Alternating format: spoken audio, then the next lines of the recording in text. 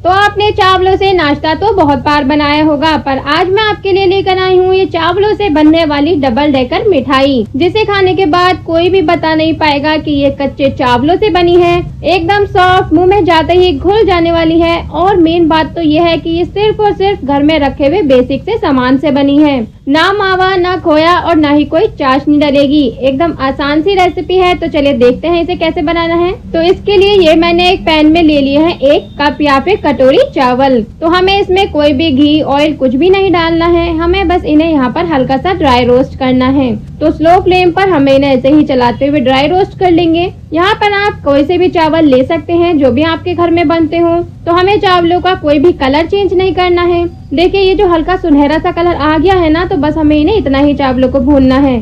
तो आप चावलों को बिल्कुल डार्क कलर का ना करें, क्योंकि जैसा भी चावलों का कलर होगा वैसा ही सेम कलर हमारी मिठाई पर भी आएगा। तो आप यहाँ पे 1 से 2 चावलों को चबाकर देख सकते हैं। बस हल्का सा क्रंच या फिर क्रिस्पी हो जाए ना चावल, बस इतना ही हमें इन्हें रोस्ट करना है। ना हमें चावलों को भिगोना है, ना ही इन्हें धोना है। बस इसी तरह से रोस्ट करके ले लेना है। तो देखिए ये जो चावल हमने भुने थे ये भी अब पूरी तरह से ठंडे हो चुके हैं। तो अभी हमें इन्हें मिक्सर जार में डाल लेना है और इसका एक बिल्कुल बारीक ग्राइंड कर लेना है। इसका हमें पाउडर बना लेना है। तो जब चावल पूरी तरह से ठंडे हो जाए उसके बाद ही हमें इन्हें पीसना है। और बिल्कुल अच्छे से पीसने के बाद ना हमें इन्हें एक बारीक वाली छलनी में छान लेना है। क्योंकि ये कच्चे चावल है तो मिक्सर में पूरी तरह से तो पीसेंगे नहीं, कुछ ना कुछ दाने इसमें मोटे रह ही जाएंगे। तो इसीलिए पीसने के बाद एक छलनी में हमें इन्हें अच्छे से छान लेंगे।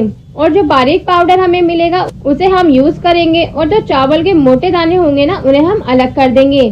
तो चलिए अब इसे साइड में रख देते हैं और गैस की तरफ चलते हैं। तो ये मैंने गैस पे ले लिया है एक पैन और अभी मुझे इसमें डालना है दूध। तो दूध हमें कितना चाहिए, तो जितना हमने चावल लिया था उसका 2 गुना हमें इसमें दूध ले लेना है। तो 1 कप हमने चावल लिए थे तो यहाँ पर मैं 2 कप इसमें दूध ले लिया है। तो अब मैं इसमें डाल रही हूँ ये 3 टेबल स्पून के बराबर मिल्क पाउडर। ये जो खाने वाली चम्मच होती है उससे मैंने लिया है। अगर आप पे मिल्क पाउडर नहीं है तो आप बिल्कुल भी परेशान नहीं होना। बस आपने जो ये 2 कप दूध लिया है ना, इसके जगह पर आप 3 कप दूध ले लेना और फिर इसे पकाते हुए आप 1.5 कप जितना कर लेना।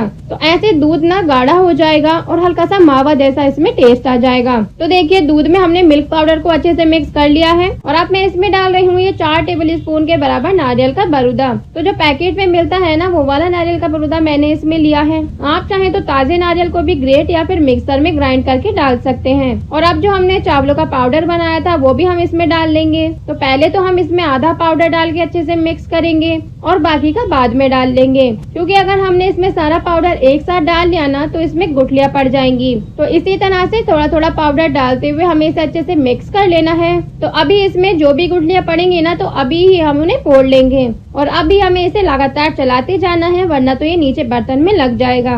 तो जैसे जैसे हम इसे स्लो फ्लेम पर पकाते जाएंगे ना तो ये धीरे धीरे गाढ़ा होता जाएगा और एकदम एक साथ इकट्ठा हो जाएगा। तो जैसे कि मावा होता है ना, बिल्कुल इस तरह से हो जाएगा। तो अब मैं ये इसमें डाल रही हूँ 5 टेबल स्पून जितनी चीनी।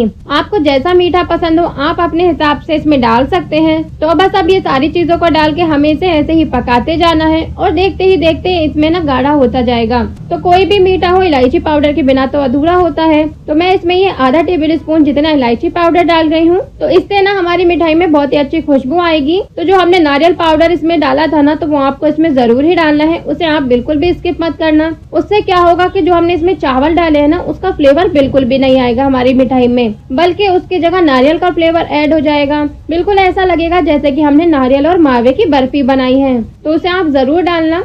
तो देखिए ये मावा ना गाढ़ा होने लगा था तो मैंने इसमें 1 टेबल स्पून जितना घी डाल लिया है, जिससे ना ये मावा अब नीचे चिपकेगा नहीं। तो आप ना इसमें ऑयल वगैरह मत डालना, हो सके तो आप इसमें घी ही डालना। घी का स्वाद भी इसमें अच्छा आएगा और इस पूरी रेसिपी को बनाने में हमें बस 1 चम्मच ही घी का इस्तेमाल होगा। और अब देखिए ऐसे ही मिलाते मिलाते हमारा पूरा मिक्सचर एकदम गुथे हुए आटे की तरह हो गया है। तो बिल्कुल इसी तरह तक होने तक हमें इसे पकाना है। तो देखिए अब हमें क्या करना है, इसमें से आधे से ज्यादा लगभग 75% हिस्सा हमें इसमें से अलग निकाल कर ठंडा कर लेना है। और जो पैन में मिक्सचर बचा है ना लगभग 25% थोड़ा सा, इसमें हम एक दूसरा फ्लेवर ऐड करेंगे।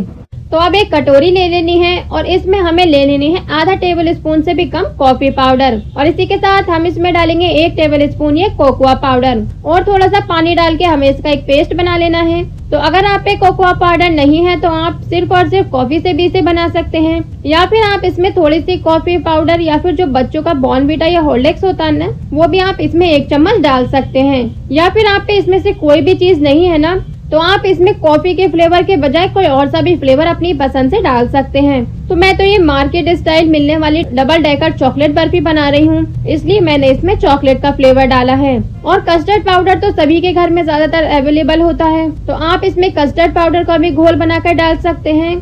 तो इसके फ्लेवर को थोड़ा और इनहेंस करने के लिए मैं इसमें डाल रही हूँ ये 2 टेबलस्पून सफेद तिल। आप चाहें तो इन्हें डालें या फिर ना डालें, ये टोटली ऑप्शनल है। तो अब इन्हीं तिल को भी हमें अच्छे से पूरे मिक्सचर में मिक्स कर लेंगे। और ये हमारा चॉकलेट मिक्सचर भी बनकर बिल्कुल तैयार है, तो अब हम इसे भी ठंडा होने के लिए रख देते हैं। और अब ये मैंने ले ली है बर्फी जमाने वाली ट्रे, और थोड़ा सा घी से हम इसे ग्रीस कर लेंगे। आप यहाँ पे ट्रे की जगह प्लेट, थाली कुछ भी ले सकते हैं जो भी आपके घर में अवेलेबल हो। तो अब मैं इस पे लगा रही हूँ ये बटर पेपर। अगर आप बटर पेपर ना भी होना तो कोई दिक्कत नहीं है, सिर्फ और सिर्फ घी लगाकर भी अच्छे से सेट हो जाएगी। तो अब जो हमने व्हाइट वाली बर्फी का मिक्सचर बनाया था वो लेंगे और उसे इस तरह से अच्छे से हम आधा इंच जितना मोटा फैला लेंगे। तो अगर आपको हाथों से आसानी लगे ना, तो आप इसे हाथों से भी फैला लें या फिर इस तरह से स्पैचुला से भी फैला सकते हैं। बस आपको इसे बिल्कुल एक साथ इक्वल फैला लेना है। और अब जो हमने चॉकलेट वाला मिक्सचर बनाया था उसे भी इस पर फैला लेंगे। मतलब ये जो चॉकलेट वाला मिक्सचर है ना, हमें इसे बिल्कुल पतली लेयर फैलानी है। मतलब जो हमने व्हाइट वाला फैलाया था ना आधा इंच,